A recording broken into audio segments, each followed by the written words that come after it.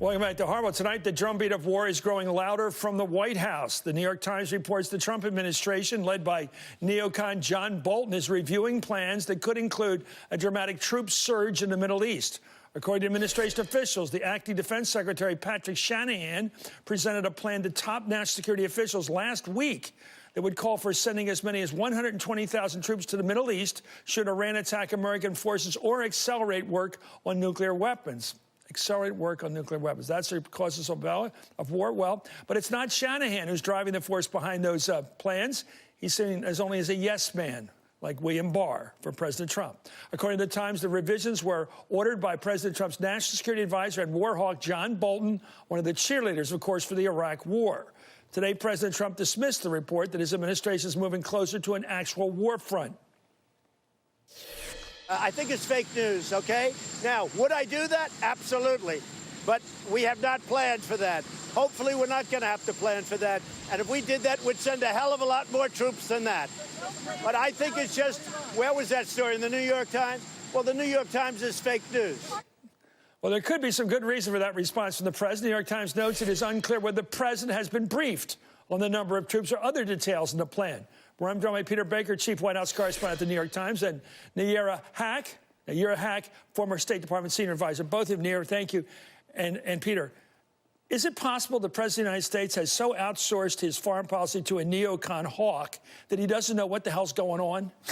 Well, it's really possible that they have discussed war plans without him at this point. I mean, they're not bringing them to him for actual approval. But this sounds like Desert Shield. This sounds like stage one to go to war, like we did with the Gulf War. Well, it's so interesting because he, of course, was so grudging about even keeping 3,000 troops in Syria to kind of keep things stable, or even a few thousand more in Afghanistan. So it goes against his grain, at least the nature of what he said as a candidate, which is he wanted to get us out of Middle East quagmires. So the fact that they're having this discussion doesn't mean they're necessarily going to do it, but there is a real dichotomy between the president and his national security advisor. You know, it's one thing to put the guy in the job because Sheldon Adelson wants him there. That was his one big ask that he got away with. Everybody knows this. He puts in a total hawk in there. He couldn't get something going down there in Venezuela because his little coup attempt didn't work. And now he's over there ginning up something. I mean, it seems to me if I were an Iranian moderate, if there's such a thing, I'd be reading the newspapers and say, they're putting 120,000 troops over here. I better start reacting to that. Well, that's how you start a war. Everybody in the Middle East is well aware that John Bolton was the architect of the Iraq War. And let's be honest, the Iraq War was 120,000 troops as well around. So that number is a triggering number for people in the Middle East.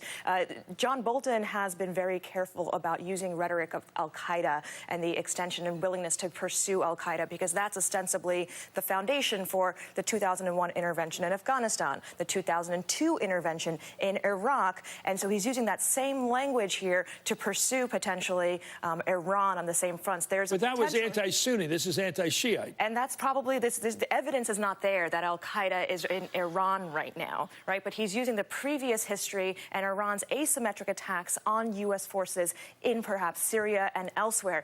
Add on top of that the layer that not just Netanyahu and the Israel connection with Donald Trump, but you have the Saudi connection as well. Donald Trump has effectively outsourced foreign policy, not just to John Bolton, but to Israel and Saudi interests in the Middle East. He does not have his own philosophy and theory of the case. These neocons are like little Pez dispensers. They always got a little war coming up. They push the little button, the little war comes up. It was go to war in Iraq, go to war in Iraq, go to war in Syria, go to war in everywhere. Lebanon, maybe Lebanon not. They may not have wanted that. But clearly Iran is number one goal. What does Trump want with Iran? Does he want the politics of the hawks in this country without really going to war? Does he want all the benefits politically of a war without one? I think he wants to be tough with Iran. I think he wants to look like he's tough with Iran. Why? Clearly, that's just part of his, how he got there, right? This is what he promised in 2016. But he also said, I'm against long, stupid wars. He said he's against long, stupid wars. And I think he wants that type of win that he's looking for with North Korea. I want to get the deal that nobody else got, right? The idea that he's going to be able to come in and solve this crisis. Is he playing with dynamite? Could he get a war he didn't want, he just wanted to play with? No, I think that's right. I don't think he wants a war specifically. I do think he wanted to get out. I think he thinks the wars of the last 10 years were not actually smart and useful to the United States. He said it. And Iran would be a much tougher target, frankly, than Iran. And by the way, the working class people we're going to talk to Thursday night, regular people in Pennsylvania, they didn't vote for a war hawk. Yeah. Anyway, tonight in an echo of the Iraq War, an eerie echo, the Republican senator from Arkansas saying a war with Iran would be easy. Could we win a war with Iran? Yes. That didn't take you a second. 2 strikes, the first strike and the last strike.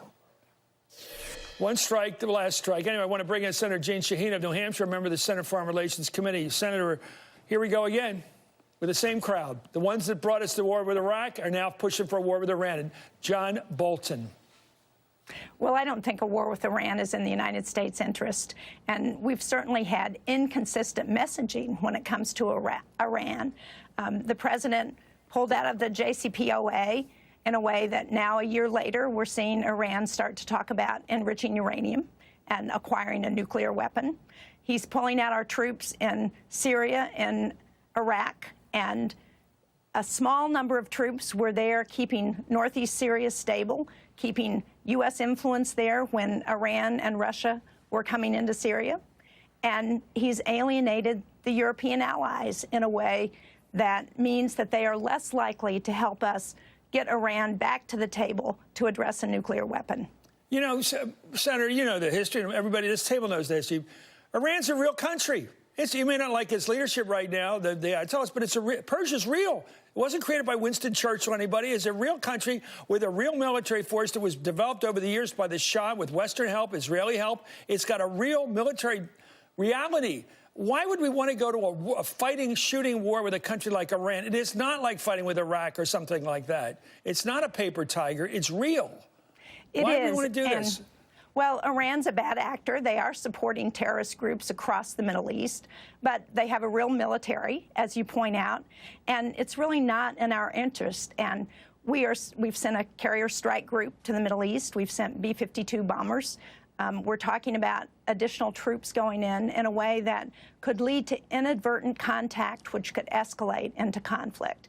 And that's really not in America's interest. What do you mean of your colleagues? What do you think of your colleagues that seem to have learned no lesson from the Iraq war? 100,000 people dead, 4,000 of our people dead, a lot of them maimed. A war that got us nowhere except it took away the buffer between us and Iran, between Iran and the Israelis. Right. It served no purpose in helping Israel, no matter what the motive for the war was. It certainly didn't work out that way. It wasn't the road to Jerusalem is through Baghdad or anything like that. That didn't work out, the neocon line. It didn't work out. So why do they want to do it again? Why is this guy Cotton? Is he nuts? Why does Cotton want to go to another war? I think that's not clear. As you point out, we should have learned something from this history, that we need to be increasing our diplomatic stance in the Middle East rather than increasing our military stance. It's one thing to be clear that we're going to be strong, but we also need to work with our allies in Europe and to try and get Iran back to the table. Well, we miss John Kerry, I can tell you that. Senator Jeanne Shaheen, thank you so much. I wish you were Secretary of State. Thank you, Peter Baker, Nayyera Hack. Up next, Senator Elizabeth